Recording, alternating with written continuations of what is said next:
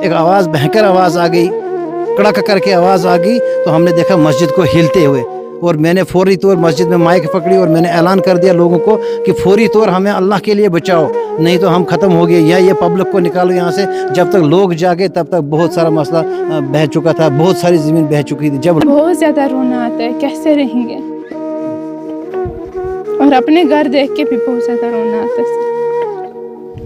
और इस टाइम अगर आपका घर, मतलब आपके साथ ऐसा हुआ होता, आप कितना रोते। उस दिन बारिश थी थोड़ी थोड़ी, पहली तारीख से ही बारिश थी थोड़ी थोड़ी। उन दिनों में बहुत ज़्यादा बारिश थी, पहले दिनों में बहुत ज़्यादा बारिश थी।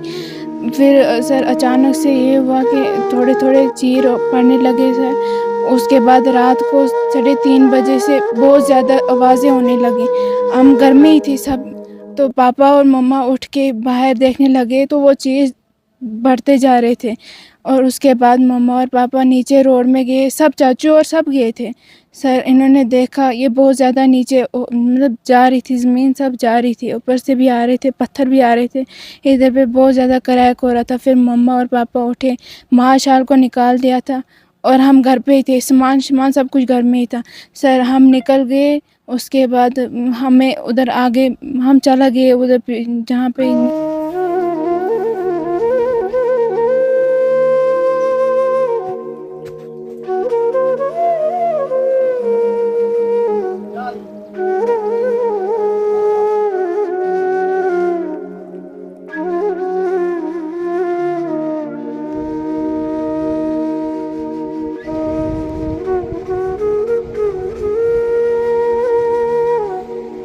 मेरा नाम सुमेरा है, और सर हम जमसलान में रहते हैं सर। ये पहली तारीख से हुआ था, 3 तारीख को सब कुछ ख़त्म हो गया था सर।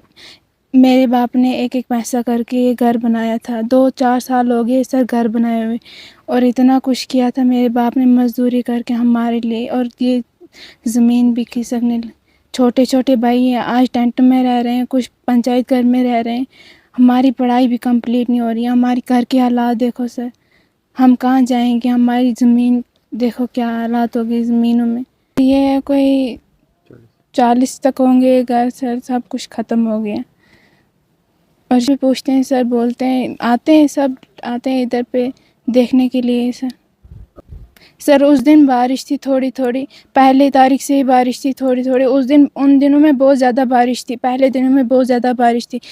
फिर सर अचानक से ये हुआ कि थोड़े थोड़े चीर पड़ने लगे सर। उसके बाद रात को 3:30 बजे से बहुत ज़्यादा आवाज़ें होने लगी। हम घर में ही थे सब, तो पापा और मम्मा उठ के बाहर देखने लगे तो वो चीज़ बढ़ते जा रहे थे। और उसके बाद मम्मा और पापा नीचे रोड में गए, सब चाचू और सब गए थे सर। इन्होंने देखा ये बहुत ज़्यादा नीचे मतलब जा रही थी, ज़मीन सब जा रही थी, ऊपर से भी आ रहे थे, पत्थर भी आ रहे थे, इधर पे बहुत ज़्यादा क्रैक हो रहा था। फिर मम्मा और पापा उठे, महाशाल को निकाल दिया था, और हम घर पे ही थे, सामान सब कुछ घर में ही था सर। हम निकल गए, उसके बाद हमें उधर आगे हम चला गए उधर जहाँ पे नहीं कुछ, हमें ज़मीन दे दो कहीं बैठने के लिए। हम कैसे पंचायत घरों में कितने दिन रहेंगे सर, वो हम जीवन तो उधर पे नहीं निकाल सकते हैं सर, हमें कहीं और जगह दीजिएगा सर, हम उधर पे नहीं रह सकते हैं, बहुत प्रॉब्लम होती है, कैसे रहेंगे सर। और बहुत ज़्यादा रोना आता है, कैसे रहेंगे, और अपने घर देख के भी बहुत ज़्यादा रोना आता है सर। और इस टाइम अगर आपका घर, मतलब आपके साथ ऐसा हुआ होता, आप कितना। थैंक यू सो मच आपका आना, यहाँ पर आप आए हमारे पास। मेरा नाम तनवीर मुश्ताक है, मैं अभी अपने ननिहाल टबर में हूँ, जो मेरा ननिहाल है। यहाँ पर लगभग 40 घर डैमेज हो चुके हैं, 60 फैमिलियाँ बर्बाद हो चुकी हैं, बेघर हो चुकी हैं। लिहाजा एलजी मनोज सिन्हा से हमारा एक ही अपील है कि वो इन 60 फैमिलियों के लिए कोई ऐसी ज़मीन अलाट करवा दे कि जिस पर ये अपना रहन सहन करें और अपनी बाल और अपने बच्चों को आगे मतलब पढ़ाई, अपनी लाइफ को आगे बढ़ाने की कुछ सोचें। तो ये लोग बहुत परेशान हो चुके हैं। आपकी माध्यम से हम एक ही रिक्वेस्ट करते हैं कि इन गरीब लोगों के बारे में सोचा जाए।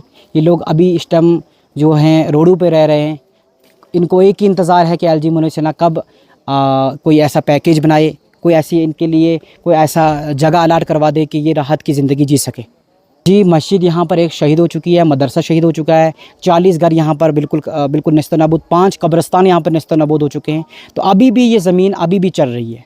हर दिन जब बारिश पड़ती है तो थोड़ा थोड़ा खिसक रही है, हर दिन ये मतलब 1-2 फुट का गैप डालती है।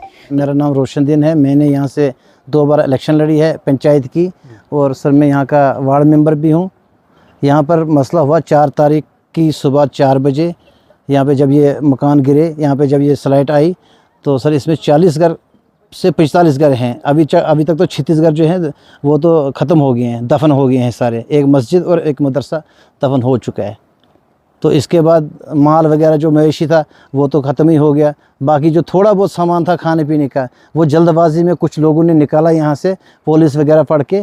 तो यहाँ का एक लोकल ट्रस्ट था हमारा, गुल गुलाबगढ़ ट्रस्ट, उसने जाके उसकी टीम आई यहाँ पे हमारे पास। 2 घंटे में उन्होंने बहुत सफ़र करके, बहुत कशमकश करके वो सामान निकाला। बाकी अभी तक हम रोड पे उतर गए हैं, बीचे बैठे हैं रोड में, टेंटों में बैठे हैं। हमारी 10 फैमिलियाँ एडजस्ट हुई हैं पंचायत घर और स्कूल में। बाकी लोग जो हैं वो ऐसे दर बदर की ठोकरें खा रहे हैं।